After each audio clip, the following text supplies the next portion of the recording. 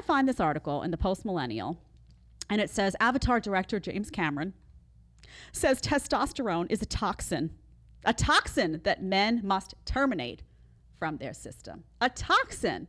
Wow. You know, I talk about toxins all the time on here. Guess what? Testosterone's not one of them. Let's read. A lot of things I did earlier, he says, I wouldn't do career-wise, and just risks that you take as a wild testosterone poisoned young man. I always think of testosterone as a toxin that you have to slowly work out of your system. Okay. Now, you know James Cameron, right? This is the director of The Terminator, Terminator 2, True Lies, Alien. I think it was It says Aliens. Is that right? I thought it was Alien. My dad would know. And Titanic. I couldn't go, Jack. That moment from this guy, and now I know there's a low T problem going on. Not exciting for me. Now he's promoting, by the way, what he's doing now, you wonder? He's promoting his environmental activist group. His environmental activist sequel to Avatar, due out in December. All the left-wing talking points, you know them, they align. According to The Hollywood Reporter, he said, a lot of things I did earlier I wouldn't do. Risks you take as a wild testosterone poisoned young man. I always think of it as a toxin. We talked about that. Okay, so here's the problem with this.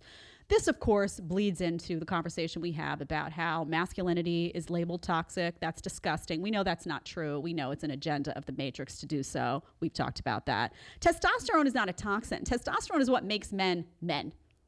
Testosterone is what makes you athletic as a man. Testosterone is what makes you competitive as a man. Testosterone, by the way, is the very ingredient that we're going to need if the Matrix comes calling. We're going to need those masculine men to stand up and say, no, this isn't going to fly. Guess what's going to fuel that? No, this isn't going to fly. Your testosterone that they're dying to crush. And by the way, we talk about sinking testosterone levels all the time. It's a huge problem. It's a huge problem. Part of it is because of chemical exposures and things going on like that. And another part of it is what's going on in media, that men are now buying this story that their masculinity is toxic and that somehow that masculinity isn't what women actually find attractive. Disgusting what's going on. So we now have a low T male population, actually, in mind and body. And James Cameron seems to be someone who wants to perpetuate that model. How sad to think about. You guys see The Terminator?